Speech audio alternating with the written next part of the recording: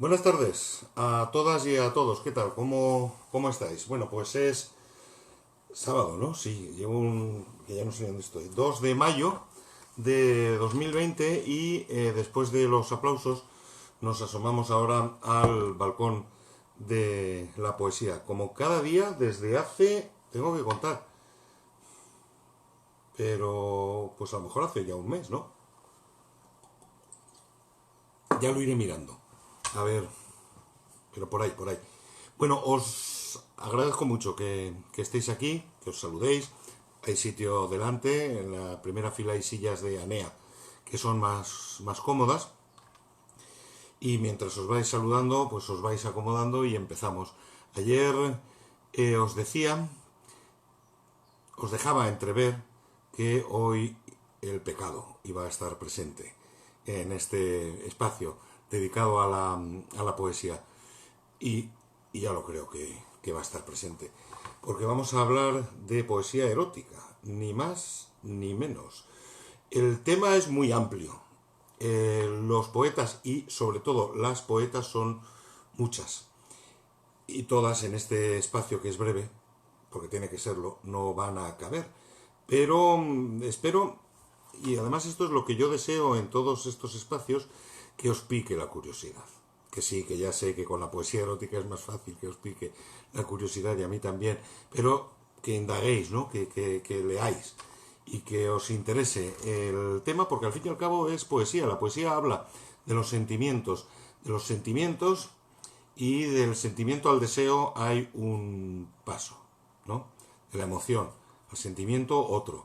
Así que vamos a ir caminando en ese trenzado del sentimiento, de la emoción y del deseo. Dejadme, antes de nada, porque si no luego se me olvida, que este espacio se lo dedique a un excelente amigo, que no está el hombre pasando por el mejor momento, yo creo que nadie está pasando por el mejor momento, y él es una persona a la que quiero sinceramente. Así que para mi amigo el doctor, en su cumpleaños, que cumple los años el 2 de mayo, porque es un rebelde que se hubiera levantado contra los franceses y contra todo el que se le ponga por delante. Doctor, muchas felicidades y nos tomaremos, ya verás que sí, dentro de muy poco, unas cervezas de esas, ¿te acuerdas? El deportivo, esas sí grandes que tienen tu apellido como nombre. Pues ese va a ser un buen regalo, pero para los dos. Ánimo. Y un aplauso. Bueno, hecha ya la felicitación, vamos a entrar en materia. Vamos a hablar de poesía erótica. Por cierto, mucho ánimo, que no sé si os lo he dado. Ya no quiero beber más agua. Ahora le voy a dar a la cerveza. Si a este programa de poesía erótica le tuviera que poner un título, está claro que el título sería algunos versos de un poema relacionado, ¿no?, con la temática que hoy nos ocupa. Y diría: quiero hacer contigo lo que la primavera hace con los cerezos. Eso lo dijo Pablo Neruda. Y está en su primer libro, 20 poemas de amor y una canción desesperada. Que a mí me da mucha rabia que lo escribiera con apenas 20 años, o quizá un poquito más. Pero que un chaval te diga esas cosas, ¿no? Como lo de puedo escribir los versos más tristes esta noche, o me gusta cuando callas porque estás como ausente y me oyes desde lejos y mi voz no te toca. Pero esto, bueno, y aquello de es tan corto el amor y tan largo el olvido, está lleno de versos que forman parte de, pues sí, del catálogo de aciertos de la literatura y de la poética, ¿no? Pero esto, quiero hacer contigo lo que la primavera hace con los cerezos, ¿tiene un componente erótico o no? Entramos en materia. Venga, la poesía erótica. La poesía erótica es una parte dentro de la poesía amorosa. Es una lírica de la pasión que lo que hace es exaltar, como os decía antes, el deseo y acepta el cuerpo, como no, como elemento sustancial en el gozo de la sensualidad, con N, y a veces de la sexualidad, con un palo, digo con X. El erotismo, no lo podemos negar, pero se ha negado, es uno de los aspectos fundamentales de la vida interior del ser humano. Aunque sea pecado, o haya sido pecado, o quieran que siga siendo pecado, me da exactamente igual, me importa un comino, un bledo, un pepino. Es lo que tiene que ocurrir, que no nos importa absolutamente nada. Solemos engañarnos porque continuamente el ser humano busca fuera un objeto del deseo y lo tiene dentro. Es él es ese oscuro objeto del deseo o ese claro objeto del deseo, porque le vamos a poner luz al deseo y al erotismo. El erotismo responde a eso, a la interioridad del deseo y a la necesidad, narices, de manifestarlo. El, las sensaciones, los sentimientos, el deseo, los sentidos, en definitiva, ¿vale? Vamos a hablar de los sentidos. La vista y el oído eh, están al servicio de la razón. Sin embargo, el tacto, el gusto y el olfato están más relacionados con el erotismo. La belleza, hemos dicho que la vista y el oído están al servicio de la razón y por lo tanto también están relacionados con la belleza, pero es que la belleza no está peleada con lo erótico, ni mucho menos. Tampoco quiere acompañarla siempre, no es necesario, pero tampoco reniega ni debe de renegar del erotismo. Siempre se ha identificado que a la belleza le corresponde la bondad, ¿vale? Y a lo erótico, lo carnal, lo sexual, el patrimonio del mal, el pecado. Pero eso no ha sido así siempre, afortunadamente. Vámonos muy atrás. Nos vamos a conocer a una mujer que nació aproximadamente en el año 610 antes de Cristo y debió de morir, dicen que hacia el 580, es decir, que debió de vivir unos 30 años solamente, y es inmortal. Safo de Lesbos. Os sonará, ¿verdad? Para Platón, que no es un cualquiera, merece un sitio en el Olimpo, que es el hogar de los dioses. Es la voz poética probablemente más antigua que nos ha conmovido con una obra casi perdida, de la que dicen que solo se conservan unos versos, mucho menos del 10% de todo lo que pudo producir esta mujer, que fue, yo qué sé lo que fue, no lo sabe nadie. Vamos a decir que fue una poetisa, no, una poeta griega de la Grecia arcaica. La incluyeron los comentaristas griegos entre los 9 poetas líricos, y Platón, que bebía los vientos por ella, la denominó como la 10ª musa. Sabéis que las musas y las sirenas tuvieron un pique y lo decidieron solucionar con una competición de canto. Entonces las sirenas tenían plumas, garras de león, cuerpo de ave, cola de serpiente y una cara de mujer extraordinariamente bella. La competición de canto la ganaron las musas. Estoy sacando los pies de las alforjas. La competición de canto la ganaron las musas y desterraron a las sirenas al mar Mediterráneo. Y es cuando adoptaron la forma pisciforme. Una sirena es inmortal hasta que se enamora de un hombre. La primera que lo hizo se llamaba Molpe, creo que os lo he contado alguna vez, y claro, murió. Sus compañeras la llevaron a tierra, hicieron una pequeña tumba que se convirtió en un túmulo, luego en un templo, alrededor del templo creció un pueblo, se convirtió en una ciudad y esa ciudad se llama Nápoles. Y os contaba esto porque para Platón Safo de Lesbos era la 10ª musa. Ella poseía una casa que se conocía como la casa de las servidoras de las musas, un lugar donde se educaba a las jóvenes nobles de esa isla del Egeo que es Lesbos, pero hay otros que dicen que era un lupanar, un lugar de libertinaje, una casa de lenocinio. Eso se dice pues porque la gente tiene que hablar y porque lo interpretan desde la poética de Safo de Lesbos, es decir, que no es que confundan churras con merinas, sino que se han inventado una raza de ovejas directamente. No sabemos qué era exactamente la casa de las musas. Probablemente era un lugar de enseñanza, más una academia que lo otro, ¿no? Allí lo que sí se sabe es que las discípulas aprendían a recitar poesía, a cantar, a hacer coronas y colgantes de flores, probablemente también muchas más cosas.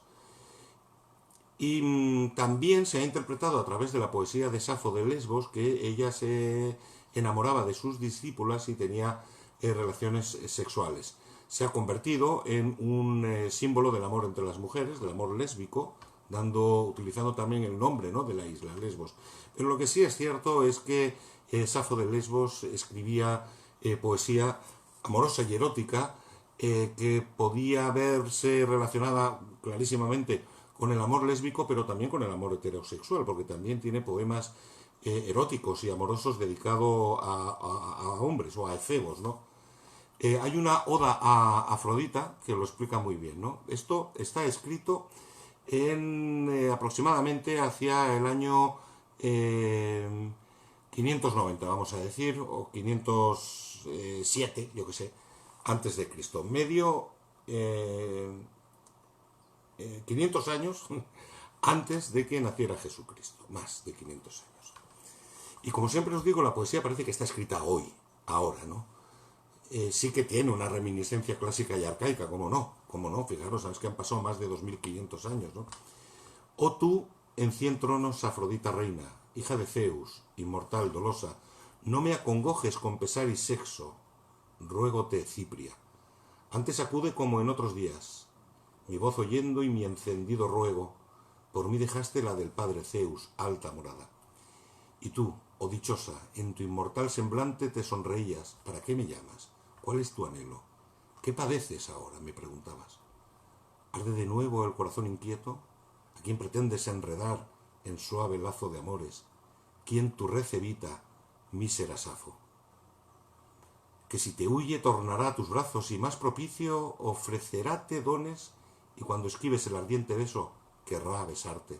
Ven pues, oh diosa, y mis anhelos cumple. Liberta el alma de su dura pena, cual protectora en la batalla lidia, siempre a mi lado.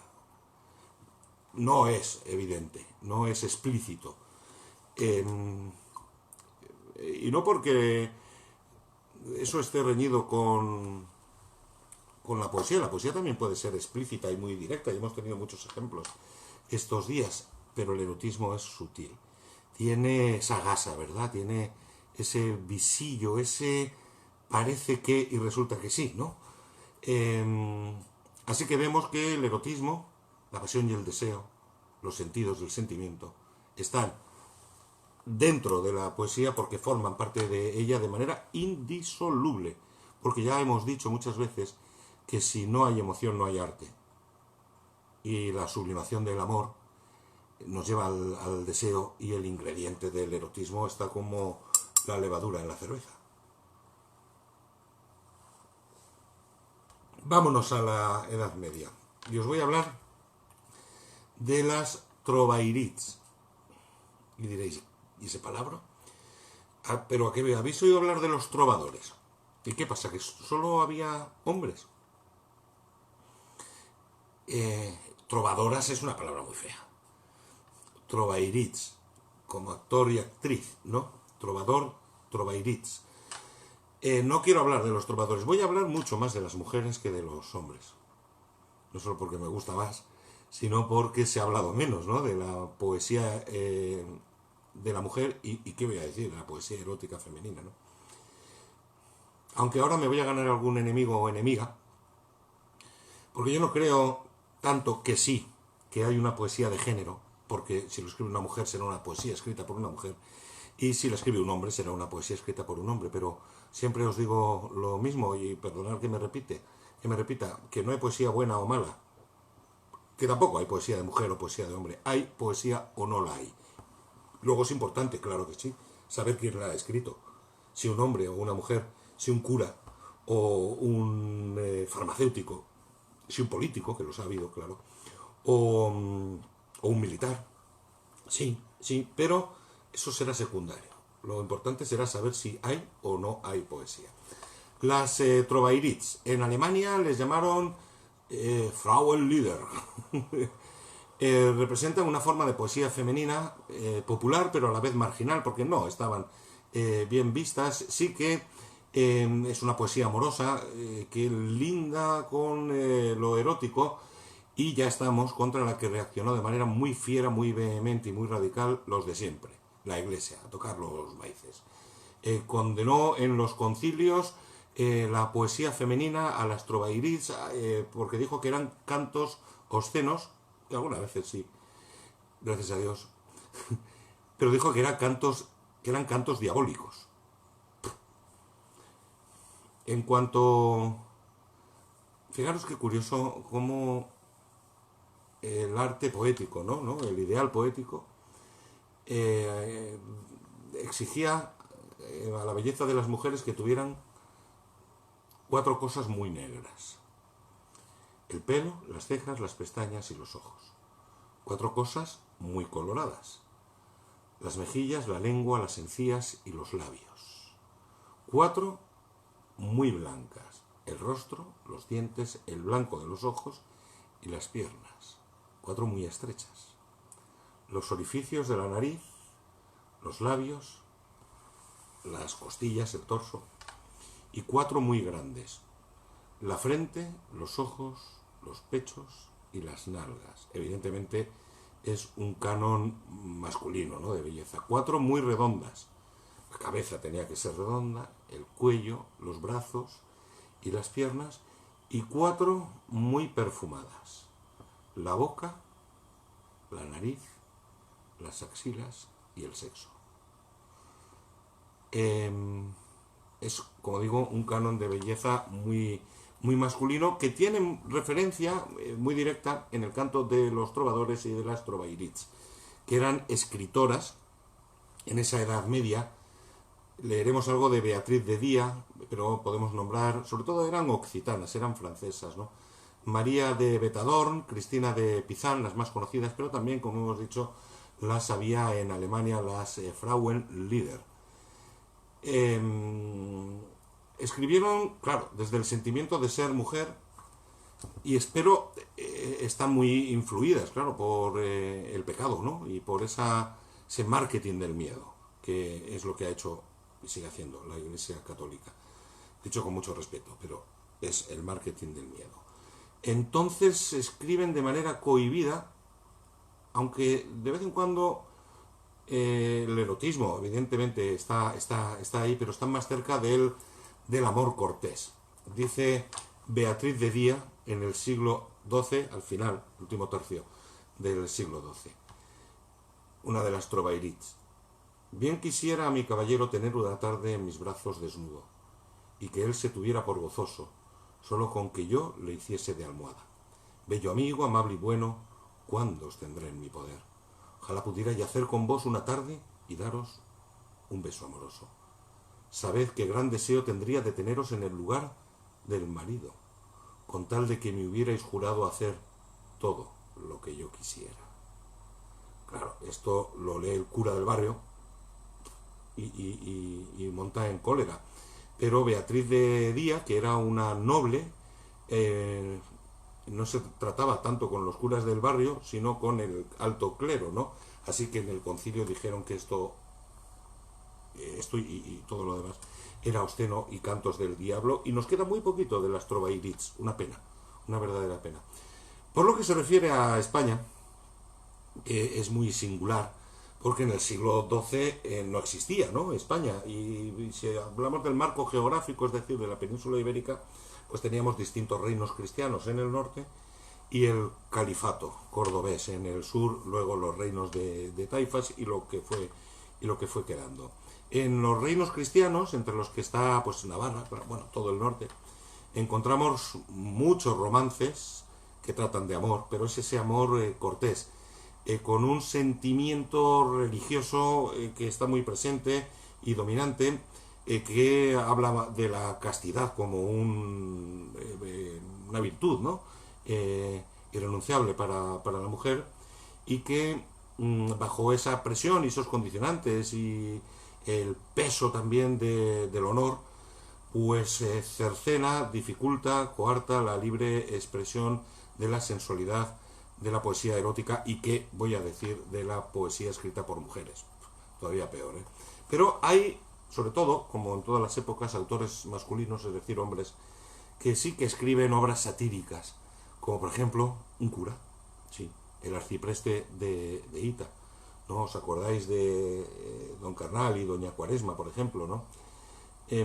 Hasta que llegamos a un momento en el que la moral se relaja de tal manera que permite que la poesía sea explícita, no solo erótica, a veces soez, incluso obscena y muy sensual también. Y es, como no podía ser de otra manera, en el siglo de oro español, que fue un verdadero siglo de oro para las letras españolas, el 17, con figuras como ya conocéis, Calderón, Quevedo, Góngora, Lope de Vega, Cervantes, y tendríamos un larguísimo etcétera. Eh, Se distribuían, porque también había un contrabando poético que es muy bonito, cuartillas con poemas eróticos muy subidos de tono que eran anónimos. Claro, se sabe que muchos de esos anónimos pertenecían a grandes escritores, y ahora vais a tener algún ejemplo. Entre ellos, por ejemplo, algún cura. Sobre todo, el Fénix de los ingenios, Félix Lope de Vega. Este tío, yo con este sí que me hubiera ido de cerveza. Voy a leer dos, y son dos sonetos. Este no sabemos si es de Lope, se conserva este primero en el Archivo Municipal de Lisboa y está escrito en castellano, y el segundo está en el archivo de la Real Academia de la Lengua Española y también está escrito en castellano. Voy con el primero. Tendido está de lomos, cual galera, en el mar de una blanda y dulce cama, puesto el timón a punto, que quien ama, si aquesto no hace bien, todo esquivera. A remo y vela parte a la ligera, que es el viento de amor el que lo inflama, y deseoso de gozar su dama, afrondó aquella noche en su ribera. El cañón de la crujía se dispara, y al descargar las perlas que traía, quedó la nave de sus ojos rota. Ella le dijo a aquesto: vida mía, si con dar a la bomba se repara, aunque trabaje yo, no quede gota. Creo que sobra cualquier comentario de texto, ¿no? Es bastante explícito. Y hay otro soneto, este tiene título, el anterior no. El título es A una mujer muy lasciva en la cama con un hombre. Soneto. Si el grato humor se le acabó al candil, es menester, señora, sufrimiento, armado un día entero es monumento.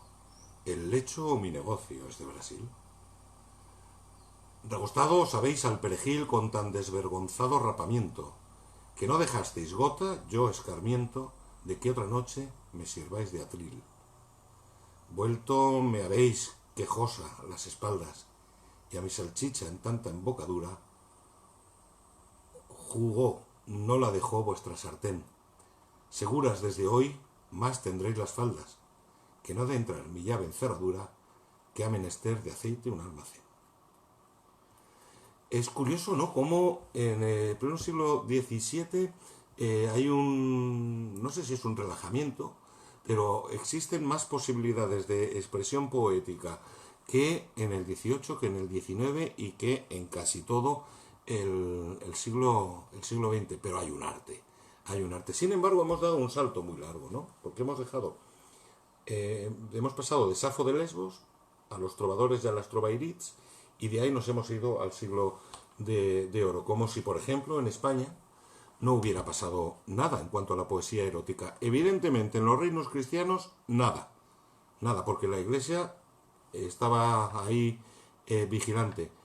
Pero en el sur sí, en Al-Ándalus hay una producción de poesía amorosa y erótica extraordinariamente bella y sorprendente. Nos vamos al Andalus, a la España musulmana, ¿no? Y cuando digo España me estoy refiriendo al ámbito geográfico, no al político, ¿no? La península ibérica se divide en dos partes, los reinos cristianos en el norte y el califato cordobés. Y bueno, posteriormente lo que aquello fuera, los reinos de taifas, etcétera, etcétera, en el sur. Hablamos, por lo tanto, de lo que se ha dado en llamar la poesía hispanoárabe, que es una poesía mucho más sensual, mucho más culta incluso. La de la España musulmana, los musulmanes, además, conviene tener en cuenta que permitían la pervivencia de la religión católica y de la judía en sus territorios, a cambio, eso sí, de tacatá, de un impuesto, porque tanto en el norte como en el sur, poderoso caballero es don dinero. Pero la religión musulmana ofrece un paraíso que es mucho más sugestivo que el católico. ¿Por qué? Porque a cada fiel que fallece le corresponden, creo que son 100.000 huríes. Las huríes son unas mujeres bellas, morenas, de ojos grandes y rasgados, y son todas vírgenes y están a disposición del personal ahí. Lo que no sé si al día siguiente vuelven a ser vírgenes. Y el paraíso musulmán está cruzado por 3 ríos, cosa que es muy curiosa. Uno alimenta, que es un río de leche, otro endulza, es un río de miel, y el otro embriaga, que es un río de vino. Fijaros que los musulmanes no pueden, ¿no?, beber alcohol, pero en el paraíso van a tener un río de vino que no está nada mal, y 100.000 huríes, que tampoco está nada mal. No se habla de qué es lo que van a tener ellas, las fieles, ¿no? Pero es un paraíso, si os fijáis, más cálido, ¿no?, que el católico. Es un paraíso de los sentidos. Entonces, no se considera, por lo tanto, tan pecado, o ni siquiera pecado, lo que en los reinos del norte es no solo pecado, sino tabú, ¿no? Y eso tiene, claro que sí, presencia y repercusión en la poesía hispanoárabe, ¿no? Encontramos muchos ejemplos que no hemos visto en los reinos cristianos, y esto me gusta mucho, muchos ejemplos de poesía erótica femenina, sí, en el Andaluz, ¿no?, en la poesía hispanoárabe. No sabemos si está escrito por un hombre o por una mujer. Amigo mío, decídete, ven a tomarme ahora, bésame la boca, apriétame los pechos, junta a Jorca y a Arracada, mi marido está ocupado. Evidentemente se trata de una mujer, ¿no? Hay otra mujer, Vallada, la Omeya, fijaros, siglo XI. Doy gustos a mi mejilla, a mi enamorado, y doy mis besos a quien los quiera. Se ofrece directamente. Zainab de Almería. O tú que cabalgas en busca de la satisfacción de tus deseos, detente un instante para que yo te diga lo que siento. Unos botones. Mientras, en la España católica, la creación femenina se refugiaba en los conventos. No había apenas otra posibilidad. Aunque sí que la realeza, la nobleza, podía darse ese capricho, ¿no? Pero la mayoría de las mujeres que tenían interés por escribir y esa inquietud se tenía que refugiar en los conventos. Sí que se escriben extraordinarios poemas religiosos, pero poemas amorosos, pero de exaltación religiosa, lo hablábamos el otro día, místicas manifestaciones sublimes, que no se sabe si están hablando de la mística espiritual o del gozo carnal, sensual y sexual. Santa Teresa de Jesús, Sor María de San José, Sor Ana de San Bartolomé, Sor Hipólita de Jesús, Sor Juana Inés de la Cruz, a quien, como no, le dedicamos un espacio y mucho cariño. Muchas de ellas ingresadas en conventos desde la niñez, como si ya desde pequeñas se estorbaran, porque a lo mejor tenían intereses, sí, literarios, ¿no? Escribieron soportando a varios enemigos: el silencio y sus confesores, es decir, la Iglesia. Recordar que a Sor Juana Inés de la Cruz le prohibieron escribir, le obligaron a quemar todo lo que tenía escrito, y eso de alguna manera la mató en vida, ¿no? Santa Teresa de Jesús es una enorme poeta, la de Ávila. Procede de una familia, tampoco conviene pasarlo por alto, de judíos conversos. Si leéis, creo que es el libro de Esther en la Biblia, no, y sobre todo el Cantar de los Cantares en la Biblia, y hacedlo con absoluta libertad, es decir, sin ningún condicionante religioso. Pensad que simplemente es poesía, el Cantar de los Cantares. Veréis qué carga erótica, sí, tiene ese libro de la Biblia. Pero Santa Teresa de Jesús, en una descripción en prosa, fijaros, luego vamos al verso, lo que dice. Analizadlo no como un texto religioso, sino desde el punto de vista erótico. Y veréis que es evidente, es un orgasmo lo que nos está describiendo. Sí, que también tenía la mujer derecho, ¿o no? Veíale en las manos un dardo de oro largo, y al fin del hierro me parecía tener un poco de fuego. Este me parecía meter por el corazón algunas veces, y que me llegaba a las entrañas. Al sacarle, me parecía las llevaba consigo, y me dejaba toda abrasada en amor grande de Dios. Era tan grande el dolor que me hacía dar aquellos quejidos, y tan excesiva la suavidad que me pone este grandísimo dolor que no hay desear que se quite, ni se contenta el alma con menos que Dios. No es dolor corporal, sino espiritual, aunque no deja de participar el cuerpo algo, y aún harto. Es un requiebro tan suave que pasa entre el alma y Dios, que suplico yo a su bondad lo dé a gustar a quien pensare que miento. O sea, ya desde ese dardo de oro largo, que al final parecía tener un poco de fuego, pues ya me dirás. ¿Lo queréis en verso? Cuando el dulce cazador me tiró y dejó herida en los brazos del amor, mi alma quedó rendida, y cobrando nueva vida de tal manera he trocado que mi amado es para mí y yo soy para mi amado. Hiérome con una flecha enervolada de amor, y mi alma quedó hecha una con su Criador. Yo ya no quiero otro amor, pues a mi Dios me he entregado, y mi amado es para mí, y yo soy para mi amado. Pues, ¿qué queréis que os diga? Hay muchísimos ejemplos, ¿no? Felices ejemplos. Damos otro salto, porque los siglos XVIII, poquita cosa hemos encontrado.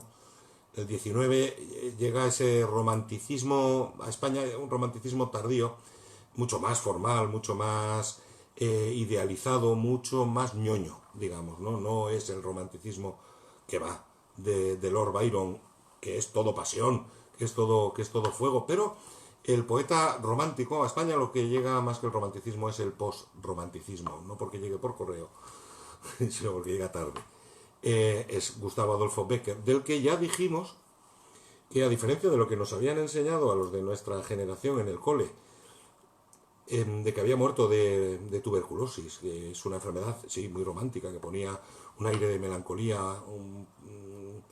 un eco de melancolía incluso en la mirada, y los enfermos de tuberculosis son más blancos y tienen una belleza que ahora podríamos definir como gótica. Mentira cochina. Gustavo Adolfo Bécquer murió de sífilis. Y la sífilis no se contagia por la picadura de un mosquito. A lo mejor de una mosquita. Ya sabéis que las peores mosquitas son las mosquitas muertas. Y los moscardones no digo, ¿no? Vuelvo de Úbeda a donde estoy, a Estella, para no sacar los pies. Yo soy ardiente. Bueno, es la rima 11 de Bécquer. Yo soy ardiente, yo soy morena, yo soy el símbolo de la pasión, de ansia, de goces. Mi alma está llena, a mí me busca. Y dice el poeta, no es a ti, no. Mi frente es pálida, mis trenzas de oro. Puedo blindarte dichas sin fin, yo de ternuras guardo un tesoro. ¿A mí me llamas? No, no es a ti. Yo soy un sueño, un imposible, vano fantasma de niebla y luz. Soy incorpórea, soy intangible, no puedo amarte. Oh, ven tú. Está describiendo a tres mujeres, ¿no? La ardiente, la primera, la más sensual, la segunda, y el sueño imposible, la tercera, que es la que le pone, ¿no?, a Gustavo Adolfo Bécquer. Posterior a Bécquer, ya, iba a decir encabalgando un siglo con el otro, como estamos hablando de poesía erótica, no puedo decir eso. Entre uno y otro, entre el XIX y el 20. Un poeta y político, que a veces se dan esas casualidades, es malagueño, de Málaga. Un saludo a toda la gente buena de Málaga que está aquí con nosotros y que tiene que haberlo. Yo ya sé de alguien que está. Salvador González Anaya va mucho más allá que Gustavo Adolfo Bécquer y habla en El templo de Hércules, es un soneto, es muy sensual. Y dice: ante el altar ciñendo guerreras armaduras, ensaya sus combates valientes gladiadores, atléticos, sicambros de bélicos furores y jónicos efebos de tersas curvaturas. Alumbran los contornos de plintos y esculturas, las lívidas antorchas con turbios resplandores. Barbotan los que vencen, rugidos y clamores, y fingen los vencidos nerviosas crispaturas. Arriba, en la penumbra, desnuda y esplendente, la hermosa hija de Octavio contempla atentamente la lucha, conteniendo de su lujuria el grito. Se oprime el pecho. A todos con sed de amor desea, a todos. Y mientras como leona celosa espumajea, la ciñe por los flancos su nubio favorito. Qué dibujo más sensual, ¿no? Y además es el nubio favorito, o sea que hay más nubios. Es en el siglo XX cuando podemos hablar propiamente de poesía erótica casi sin tapujos, también escrita por mujeres que se atreven a manifestar libremente la libertad del lenguaje, que es una libertad que no se puede encarcelar si a quien lo usa, pero no al lenguaje, y hacen expresión de su sensualidad porque están en su derecho, y encontramos a la mujer que habla en primera persona con un lenguaje propio y habla de erotismo. Evidentemente, en el siglo XX, en el último tramo del siglo XX, ¿no? Primero porque la sociedad burguesa del primer tercio o de la primera mitad del siglo XX es muy mirada, muy hipócrita, y no lo va a permitir y no se edita. Después, entre otras cosas, porque en España apenas se podía respirar con el sapo, iscariote y ladrón de Franco, así lo define, ya sabéis, León Felipe, y no es hasta la llegada de la democracia cuando, coincidiendo con lo que en el resto del mundo es una revolución sexual, que llega en los 60 y en los 70, y aquí en España llega en los 80, pues siempre llega lo bueno, siempre llega tarde. Aquí lo malo siempre se adelanta, pero lo bueno siempre llega tarde. Y es cuando la mujer pues también se libera. Necesitaríamos otro programa para hablar de la poesía erótica de ese periodo de tiempo ya de libertades, pero en lengua española nos llegan otras referencias del continente americano. El continente americano nos ha dado sopas con ondas en materia de libertades, aunque también han tenido lo suyo, ¿no? Porque han pasado por dictaduras absolutamente todo el mundo. Pero para que os hagáis una idea, cuando termina la guerra civil, yo hablo siempre mucho de México, ¿no? El gobierno del inefable Perón de Argentina, que se las traía también mandaba barcos cargados de grano, de cereal, ¿no? De Argentina. Argentina era entonces la octava potencia del mundo. La octava potencia del mundo. ¿Qué ha ocurrido? Pues que la corrupción la ha hundido, ¿no? La caterva de políticos corruptos que ha dado a Argentina podría rivalizar con una selección mundial de políticos corruptos, ¿no? Serían los políticos argentinos contra el resto del mundo y ganaría, y por goleada, Argentina, seguro. Tienen dos títulos de campeones del mundo, ¿no? El del 78 y el del 86, pero en esto tienen muchos más. Bueno, en cuanto... Joder, cómo estoy yo sacando con los pies del texto. En cuanto a la poesía erótica que nos llega del continente americano, de Elmira Agustini, Alfonsina Storni, Juana de Ibarburu, que son nacidas a finales del siglo XIX y que son tres poetas americanas que abren cauces inexplorados de manera explícita hasta el momento, y es un camino ese que van abriendo que ya no se cierra, afortunadamente. Escriben desde la propia experiencia, desde la propia libertad, desbordan una pasión amorosa y una poética tan personal y tan erótica que da gusto leerlo y en voz alta. Delmira Agustini es uruguaya, es la mejor poeta de las que he nombrado, de Storni y de Juana de Ibarburu. Yo me quedo con Delmira Agustini. Una crítica le llamó, un crítico le llamó terrible sacerdotisa del Eros. Escribió, por ejemplo, El Rosario, un poemario del que la crítica dijo que por primera vez una mujer joven y bella abría su corazón con impúdica desenvoltura y en un lenguaje tan audaz como poético. Tiene un poema que se titula Aeros y que os voy a leer. Y dice: porque haces tú can de la leona, más fuerte de la vida y la prisión, a la cadena de rosas de tu brazo, porque tu cuerpo es la raíz, el lazo esencial de los troncos discordantes del placer y el dolor, plantas gigantes.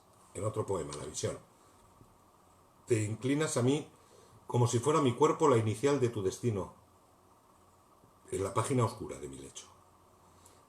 Es poesía, no es explícita, es, como decíamos antes,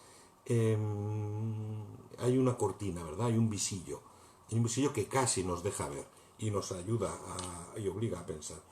Alfonsina Storni tiene un poemazo, Pasión. Unos besan las sienes, otros besan las manos, otros besan los ojos, otros besan la boca.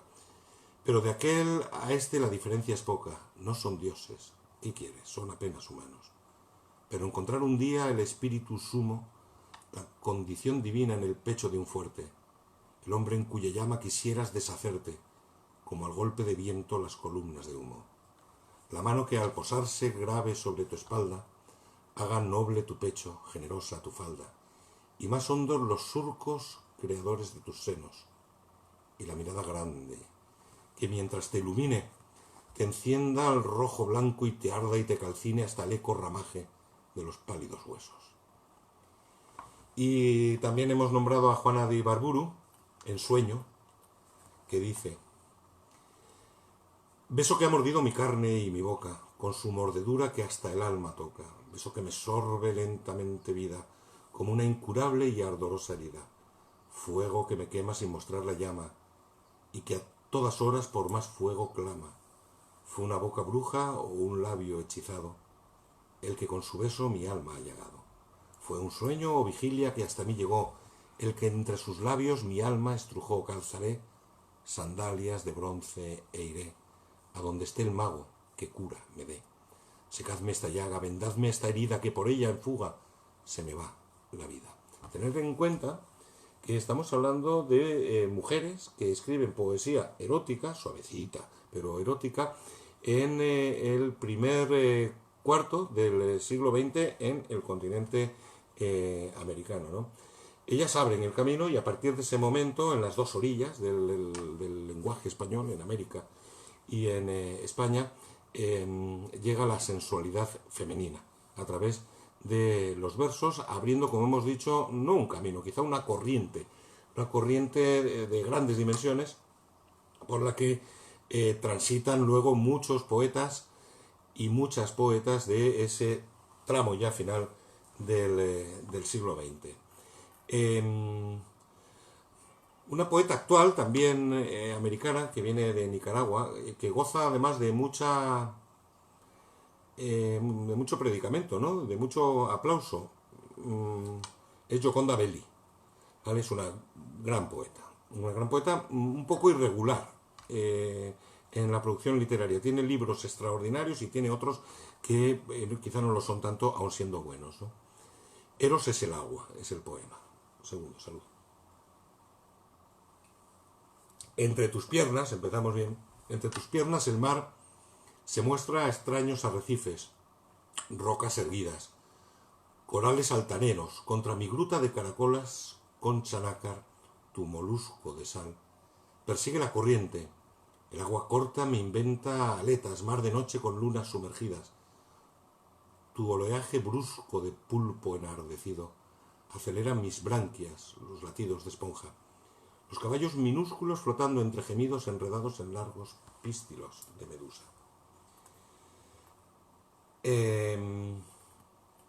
Y voy a terminar. Yo tengo que hablar siempre de México. una poeta mexicana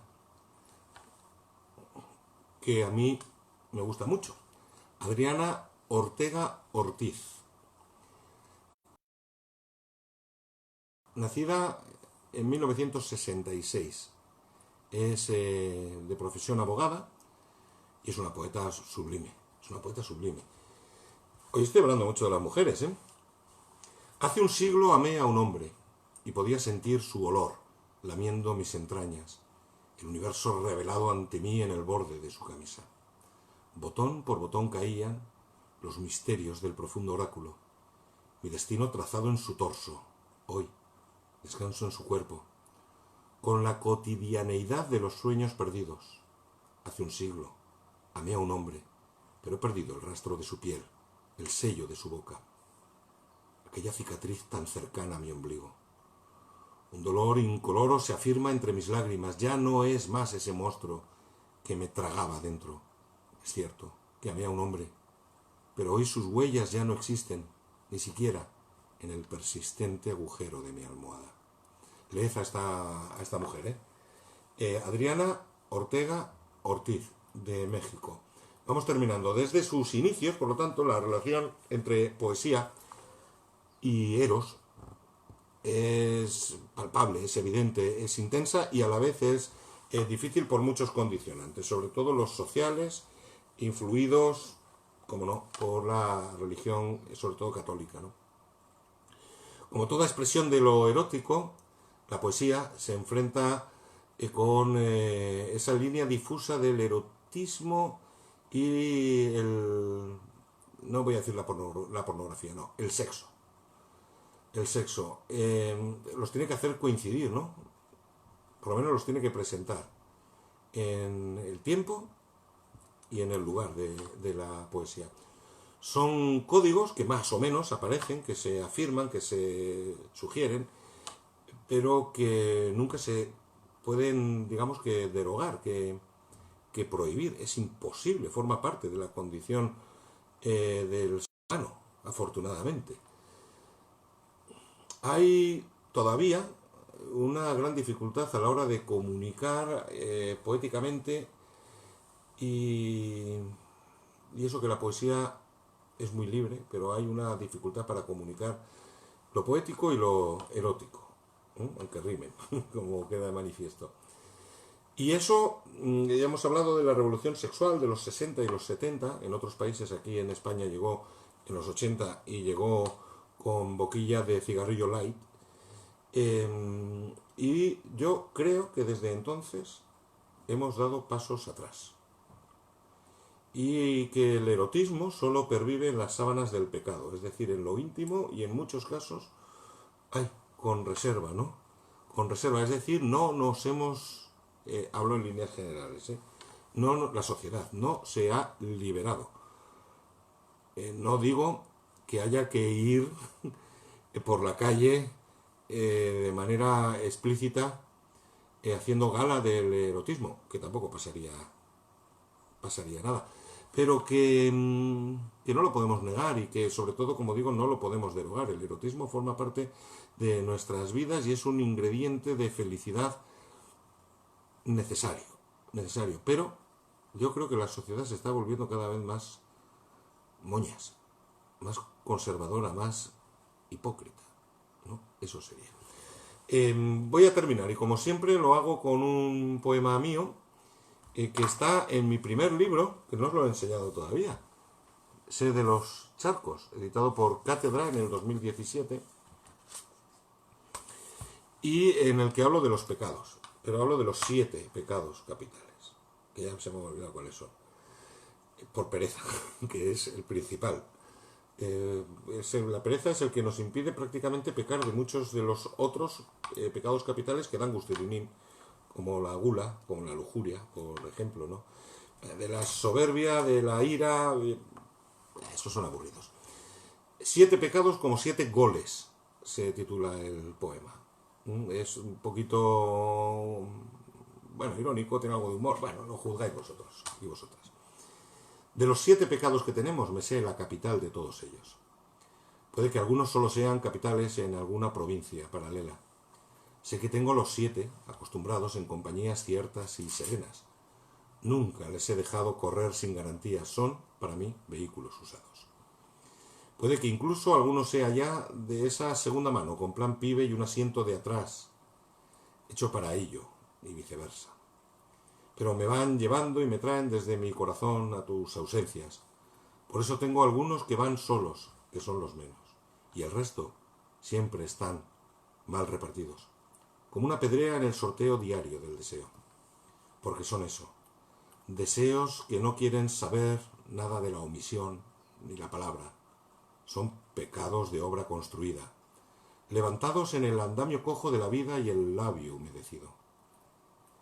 Me da igual que sean 7 sacramentos, si estoy ungido en tu beso y mi lamento. 7 reyes fueron los de la Roma antigua, ninguno ha gobernado tu mirada. 7 las plagas, como fueron 7 las llamadas al verso de hace 20. Y más que los pecados, me gustan los 7 colores que te guardan el sueño. Las 7 melodías de tus brazos, las maravillas en la antigüedad sabia del silencio.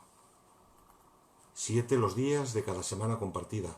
7 son los destinos y los cielos, como son tantos los pliegues del ombligo que desata mi lengua agradecida. Me sobran de los 7 pecados la capital de cada uno de ellos. Para reconocerlos me falta arrepentirme y hacer del pecado penitencia. Quien me puede absolver ya no me habla, yo tampoco le dirijo la palabra. Hace tiempo que rompimos el mapa de la infancia, así que estamos bien, tú y yo, juntos. Al calor del pecado, haciendo de la envidia recetas de cocina, cocinando la gula con ajillos, intentando hacer las rimas más soberbias, sorbiendo en la lujuria despropósitos, corriendo las cortinas cada día, para que la pereza nos encuentre recitando nombres propios con 7 veces 7 en cada beso. Que recen los que sepan que yo peco, pero contigo siempre, que es lo divertido, y se me antoja. Pues hasta aquí que hemos llegado. Y una cosa que os quiero decir, que nos están desconfinando y seguro que hoy habéis salido a dar un paseo. Yo no me he levantado a las 6 a correr, por coherencia, no lo he hecho nunca. Y bueno, hoy hemos tenido y estamos teniendo un día muy agradable, muy apacible. Hemos salido a pasear un poquito más, ¿no? Otros llevaban pues 40 y tantos días, yo que sé, sin salir, y seguro que hoy habéis fallado algunos porque se puede salir a la calle ahora desde las 8 hasta las 11 a que nos dé el aire. Quiero decir con esto que mañana voy a hacer el último balcón de la poesía, ¿vale? Al menos ya no va a ser un espacio diario, porque llevamos un montón, y la intención era estar todos juntos en torno a la poesía para distraernos y aprender, si es posible, algo un poquito. Y a mí no me gusta eso de matar el tiempo, ni de pasar el tiempo. No, de compartir el tiempo, eso me gusta más. Pero como ahora ya se nos permite pues salir a la calle, que si tal, que si cual, mañana hago el último balcón poético. Pierde, por lo tanto, su carácter y su frecuencia diaria, y a lo mejor pues uno a la semana, uno cada 15 días, ya os iré avisando. Así que mañana yo que sé lo que haremos, pero no va a ser tampoco una despedida, ni muchísimo menos, ¿no? Pero que vaya por delante. Y José Félix, que muchas felicidades en tu cumpleaños, doctor. Y mucho ánimo, y que te quiero mucho. A ti y a los tuyos. Muchos recuerdos al personal pacense de tu casa y de tu tribu, ¿vale? Venga, mucho ánimo a todos y muchas gracias. Hasta mañana, sí. Adiós.